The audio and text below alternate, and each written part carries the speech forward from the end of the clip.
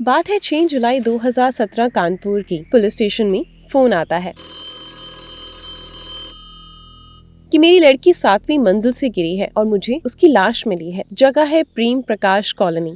Phone था कागज व्यापारी पदम अग्रवाल का मामला। हाई प्रोफाइल था। खबर मिलते ही थाने में अफरा तफरी का माहौल छा गया। पुलिस अधिकारियों की जीपें लगातार वहां पहुंचने लगी। आईजी मोहित अग्रवाल, एसपी आनंद देव तिवारी और कई उच्च अधिकारी वहां पहुंच गए थे। सभी पुलिस अधिकारी चिंतित नजर आ रहे थे। फॉरेंसिक टीम के साथ ही साथ स्वरूप नगर तथा करलीनगंज से पुलिस अधिकारी भी घटना स्थल पर पहुंच चुके थे और इन सब के बीच जमीन पर पड़ी थी 27 वर्षीय लड़की की लाश काफी बुरी हालत में थी, जिसका चेहरा पूरे तरीके से खराब हो गया था। सर की हड्डी टूट चुकी थी। शरीर के अन्य हिस्से भी हड्डियां बुरी तरीके से टूट चुकी थी। हम बात कर रहे हैं ऐसी दर्दनाक मौत की जिसने एक चुलबुली खूबसूरत और पढ़ी लिखी लड़की को देखते ही देखते लाश में बदल दिया। उसे ये मौत सरप्राइज गिफ्ट की तरह मिली थी। क्या ये एक हादसा था या एक प्री प्लान मर्डर? आइए जानते हैं इस हादसे का पूरा सच। और अगर ये मामला मर्डर का था तो कौन था इसके पीछे और आखिर उसका मकसद क्या था? अगर आपने अभी तक हमारे चैनल को सब्सक्राइब नहीं किया तो सब्सक्राइब कर लीजिए।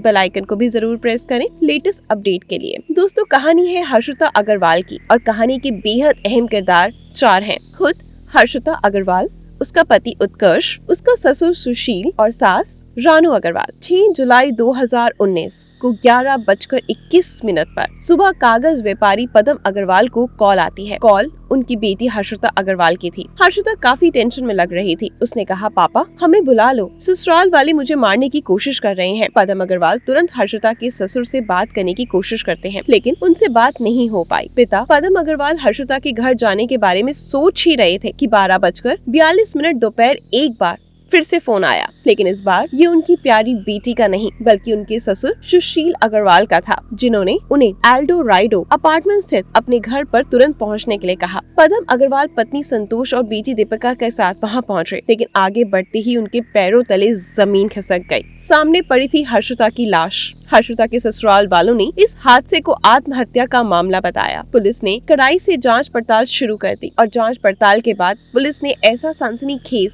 सच खोज निकाला जिसे सुनकर आपका दिल दहला जाएगा। दोस्तों, अपराधी कैसा भी हो वो बच नहीं सकता। पदम अग्रवाल अपने परिवार के साथ सरोजनी नगर क्षेत्र के मूर्ति विहार में रहते थे। उनके परिवार में संतोष के अलावा 2 खूबसूरत और पढ़ी लिखी बेटियां भी थी। बड़ी बेटी दीपिका, जिसकी शादी हो चुकी थी और वो अपने परिवार में काफी खुश थे, और दूसरी लाडली छोटी बेटी हर्षिता, जिसका जन्म 7 जुलाई 1991 को रविवार के दिन हुआ था। उसे फोटोग्राफी का बहुत शौक था और वो इसमें अपना करियर बनाना चाहती थी, इसलिए उसने बॉम्बे में एक कॉलेज में एनिमेशन में ग्रेजुएशन भी की थी और वहाँ से वापस आ गई। उसे वहाँ रहना बिल्कुल पसंद नहीं आया, इसलिए वो कुछ टाइम बाद वापस आ गई और उसके बाद उसने ग्रेजुएशन के बाद वहीं एक स्कूल में जहां वो रहती थी डीएसपी कल्याणपुर में पढ़ाने लगी। लेकिन पिता पदम अग्रवाल जल्द से जल्द अपनी लाडली बेटी को भी ससुराल भेजना चाहते थे, जहां उसे बड़ी बेटी दीपिका की तरह उसे भी मायके जैसा ही भरपूर प्यार मिले। लेकिन उन्हें कोई लड़का पसंद ही नहीं आ रहा था। काफी कोशिशों के बाद उन्हें कानपुर का ही एक लड़का उत्कर्ष अग्रवाल पसंद आ गया। उत्कर्ष के पिता सुशील अग्रवाल की फिलामेंट्स प्राइवेट लिमिटेड नाम से पॉलिएस्टर धागे बनाने की फैक्ट्री थी और वे कानपुर के कोना थाना क्षेत्र में एल्डोराडो अपार्टमेंट में एक फ्लैट में रहते थे। उनके परिवार में उनकी पत्नी रानी अग्रवाल के अलावा उनके 2 बच्चे, बेटा उत्कर्ष और बेटी परिधि थे। उत्कर्ष के पिता का अच्छा खासा व्यापार था और उस पर किसी तरह की कोई खास जिम्मेदारी भी नहीं थी। पदम अग्रवाल को ये रिश्ता पसंद आ गया। हर्षिता की माँ, उत्कर्ष की माँ रानू अग्रवाल को पहले से ही जानती थी। लोग उन्हें काफी तेज तरार कहते थे, लेकिन हर्षिता ने सोचा हर पढ़ी लिखी औरत को लोग ऐसा ही बोलते हैं और बात आई गई हो गई। जल्दी ही कानपुर की 25 साल की खूबसूरत पढ़ी लिखी लड़की हर्षिता ने हैंडसम उत्कर्ष से शादी के लिए हाँ कर दी और बिना देर किए दोनों परिवारों ने 24 जनवरी 2017 ऑर्चिड रिजोर्ट में इनकी डेस्टिनेशन वेडिंग प्लान की। इस शादी में कानपुर शहर के उद्योगपतियों के अलावा अनेक जानी मानी हस्तियां शामिल हुई। शादी हंसी खुशी संपन्न हो गई, लेकिन हैरानी की बात तो ये थी कि दूल्हे का परिवार शादी से जुड़े हर खर्चे का पेमेंट लड़की वालों के ऊपर डाल रहे थे, बल्कि अपने खर्चों के बिल भी उन्होंने दुल्हन के परिवार को दे दिए। ये सब पदम अग्रवाल को और उनकी पत्नी संतोष को काफी अजीब लगा, पर बेटी की खुशी देखकर उन्होंने कुछ नहीं कहा। इस शादी पर लगभग 40 से 45 लाख का खर्चा हो गया, पर ये तो शुरुआत थी। शादी के मात्र 6 महीने बाद हर्षिता से ससुराल वालों ने पैसे की मांग करी। उन्होंने हर्षिता से कहा, फैक्ट्री की मशीनों के लोन को चुकाने के लिए तुम अपने पापा से 2 करोड़ रुपए ले आओ, ये तुम्हारी जिम्मेदारी है। वैसे भी तुम्हारे पापा के पास बहुत पैसा है।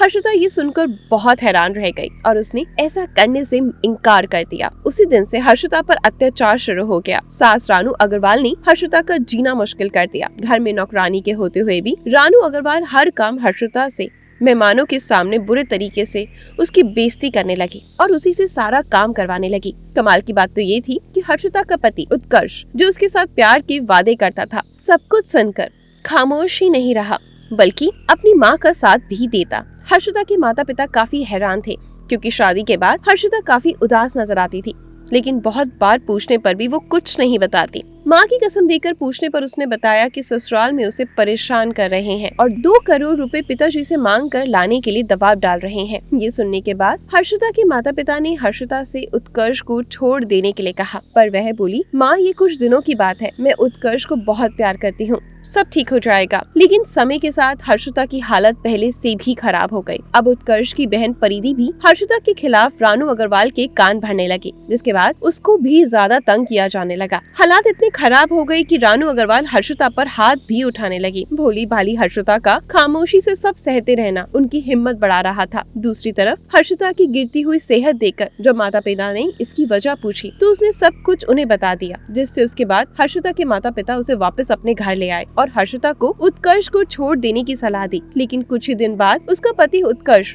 उसे लेने जा पहुंचा और उसने हर्षिता और उसके घर वालों से वादा किया कि आगे उसे परेशान नहीं किया जाएगा। पति के प्यार में डूबी भोली भाली हर्षिता भी वापस जाने के लिए मान गई और ससुराल चली गई। हर्षिता के वापस आने के बाद कुछ महीनों तक तो सब ठीक रहा, लेकिन उसके बाद ससुराल वाले जल्दी ही फिर से अपने पुराने तरीकों पर आ गए और उसे परेशान करने लगे। उस समय उसकी ननद परिधि की शादी होने वाली थी। हर्षिता के ससुराल वाले उस पर दबाव डाल रहे थे कि वो अपने माँ बाप से 25 लाख रुपए मांग करके उन्हें दे। हर्षिता ने अपने घर वालों को कुछ नहीं बताया, पर वे काफी चुप रहने लगी। ये देखकर उसकी माँ संतोष ने फिर से अपनी बेटी को कसम देकर पूछा, जिस पर हर्षिता ने संतोष को 25 लाख मांगने की बात बताते हुए कहा कि किसी भी हाल में उन्हें पैसे नहीं देना है। 8 मार्च 2019 को हर्षिता की ननद परिधि की शादी हो गई और क्योंकि उन्हें हर्षिता के परिवार से पैसे नहीं मिले थे, हर्षिता की सास रानू अग्रवाल ने हर्षिता को तंग करना शुरू कर दिया। यहाँ तक कि उन्होंने हर्षिता से कहा, मैं नौकरानी को 8,000 रुपए देती हूँ और तुम बिस्तर पर लेटी रहती हो, यहाँ रहना है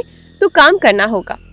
मुंह में चांदी का चम्मच लेकर पैदा हुई एक लड़की से, जो अपने घर में एक रानी की तरह रहा करती थी, उसे अपने ससुराल में एक नौकरानी से भी बुरा जीवन जीने के लिए मजबूर किया गया।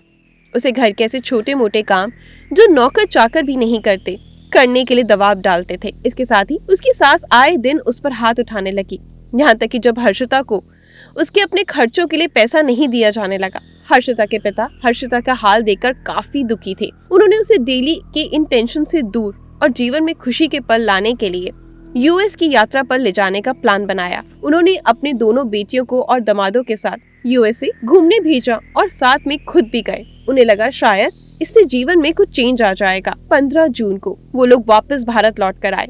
हर्षिता ने कुछ दिनों तक कोई शिकायत नहीं करी। वैसे भी हमेशा अपने परिवार को परेशान करने की बजाय अपनी मैरिड लाइफ की प्रॉब्लम को सहन करने की कोशिश करती थी। 7 जुलाई को हर्षिता का बर्थडे भी था, इसलिए हर्षिता के घर वालों ने 7 जुलाई को हर्षिता के लिए एक सरप्राइज बर्थडे पार्टी प्लान करी और उन लोगों को भी इनविटेशन भेज दिया। लेकिन उससे ठीक एक दिन पहले ही 6 जुलाई 2019 को 11:21 पर सुबह हर्षिता ने अपने पिता को फोन किया और उसे घर ले जाने के लिए रिक्वेस्ट करते हुए कहा कि पापा आप मुझे बुला लो, हमारी सास हमें मार डालेगी, ससुराल वाले मुझे मारने की कोशिश कर रहे हैं। वे काफी टेंशन में थी। पिता को चिंता हुई और उन्होंने तुरंत उसके ससुर से बात करने की कोशिश करी, लेकिन उनसे बात नहीं हो पाई। पिता अग्रवाल वहां जाने के बारे में सोच ही रहे थे कि 12:42 पर दोपहर उनके पिता के पास एक बार फिर से फोन आता है, लेकिन इस बार उनकी प्यारी बेटी का नहीं बल्कि उनके ससुर सुशील अग्रवाल का था, जिन्होंने उन्हें एल्डोराडो अपार्टमेंट स्थित अपने घर पर तुरंत पहुंचने के लिए कहा।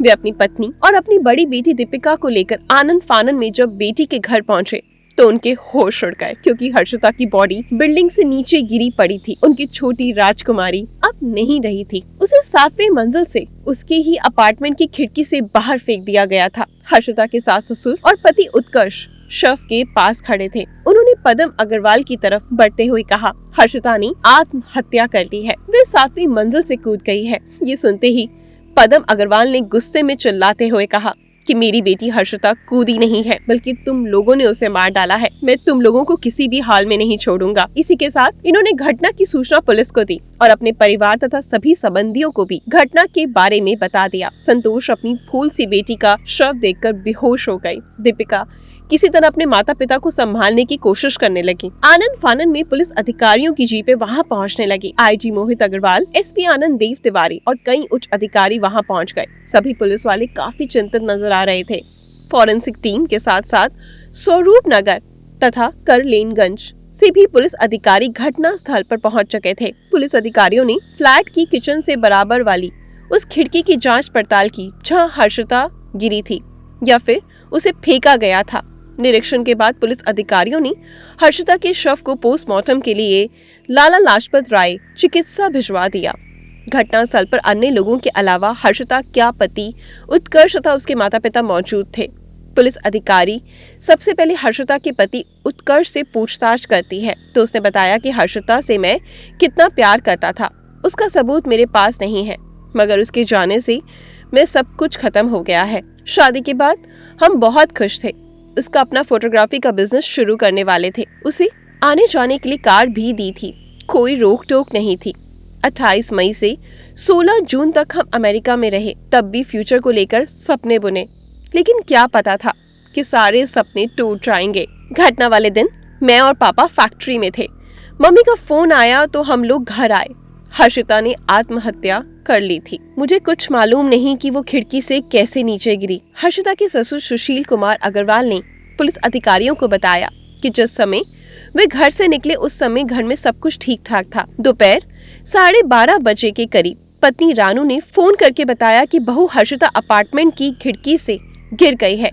ये पता चलते ही उन्होंने हर्षिता के पिता को फोन किया और फौरन घर आने को कहा। फिर बेटे उत्कर्ष को साथ लेकर घर की ओर चल दिए और घर पहुंच के देखा तो बहू हर्षिता का शव नीचे पड़ा मिला। हर्षिता की सास रानू अग्रवाल ने पुलिस को बताया कि सुबह 9 बजे के लगभग उत्कर्ष अपने पापा के साथ फैक्ट्री चला गया।